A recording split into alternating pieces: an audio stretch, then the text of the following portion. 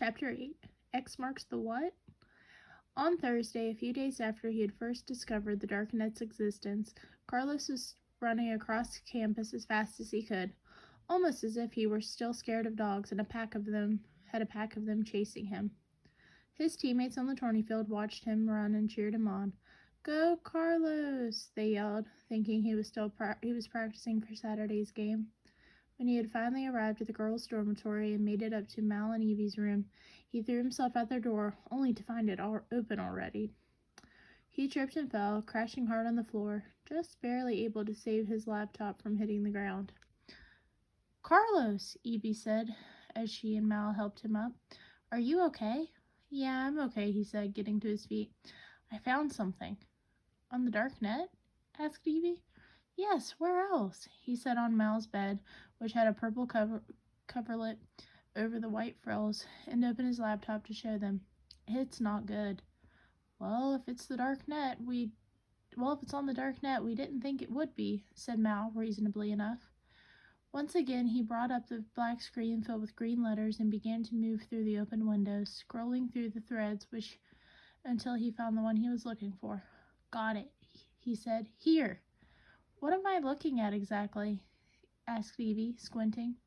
"It's a forum. People go online and post things anonymously, complaining about things, being mean. You know what a troll is, right?"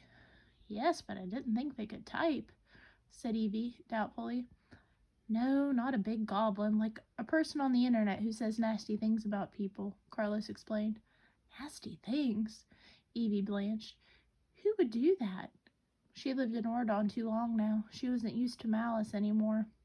"It's the Darknet, the villain online underground. What do you think they'd post?" he pointed out. "Puppies," Mal said sarcastically. Carlos looked ill. "I was digging around and found this forum about something called the Antiheroes Movement," he said. Mal curled her lip. "Anti-heroes? I don't like the sound of that." "You shouldn't," said Carlos, "because look at this." He typed in a few keystrokes and a colorful picture filled with the screen. "That's us!" cried Evie. It's a photo of the four of them, and there was a huge red X on all of their faces with the words, "Join the Antiheroes Club today," scrawled in spiky red letters. "Anti-heroes? So they're anti-us? Or are we the heroes?" asked Evie. "And the club is organized against us?" "Looks like it," said Carlos grimly.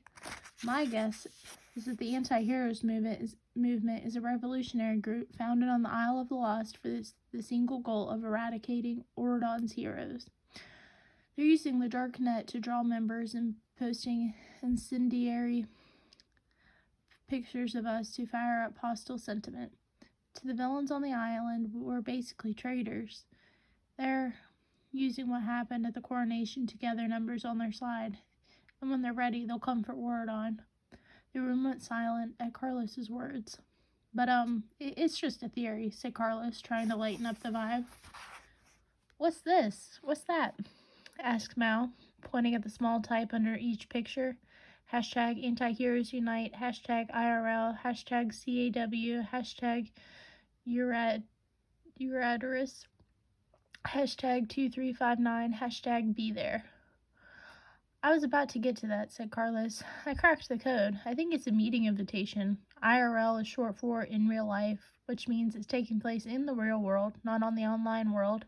CAW is harder, but I think it's at the CAW, asked Evie. "But that's the castle across the way." "Your house, yep," said Carlos. "It looks like that's where it's being held. But what's Eurydice?" said Mal, frowning as she tried to pronounce the strange word.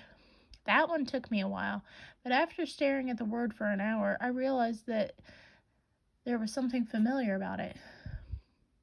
It's Saturday, spelled backwards, and 2359 is 23:59 in nighttime, or 11:59 at night in royal time. So just before midnight this Saturday, there will be an anti-heroes meeting at the castle across the way. Be there is obvious. They're telling their members to be there." "You think?" teased Evie.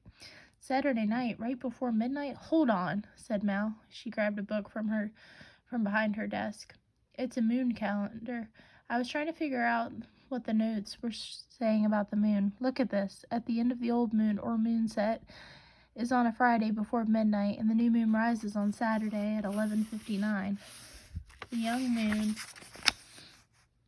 is Sunday, which is too late. I think the notes are connected to this Antiheroes Club. Someone wants us to go to this meeting. So we were right, said Evie. Evil Queen, Jafar, Cruella, and Maleficent are behind it somehow. Mal said her mom goes by moon dates. You guys really think it's them? Asked Carlos quietly.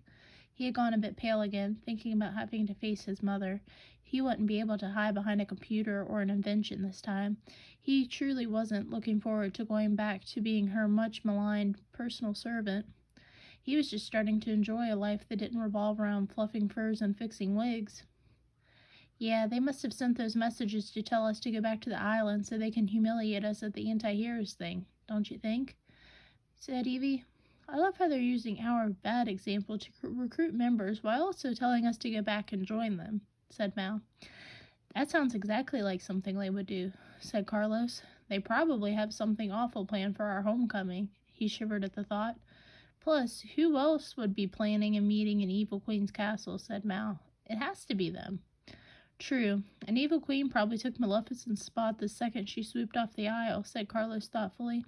You know they fought over who would get to lead the Isle of the Lost when they were first banished there. They sure did, said Evie, and that's why we were exiled to the castle across the way.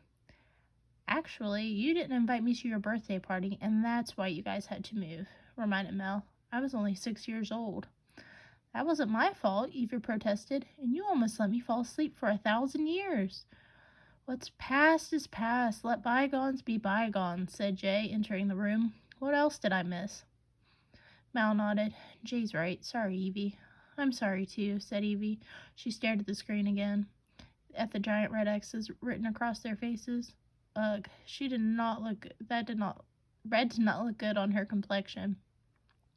Carlos brought Jay up to speed on what they discovered so far about the anti-heroes group on the Darknet. They looked at the picture again. We need to be at that meeting so we can find out what they're planning. And that way we can stop it like we did the last time, said Mal, a serious look on her face. Fine, let's go. I'll start packing, said Carlos, who was dreading it but wanted to get it over with as quick as possible. Like ripping off a Band-Aid. It'd be a lot easier to confront his mother sooner rather than later, before he had a change of heart. Hold on, said Jay. Not so fast. Let's think about this. You know what Fairy Godmother always says. Don't run in glass slippers, joked Evie. Look before you leap. The slow turtle always wins the race, said Jay. Oh, and it's always best to be home before midnight.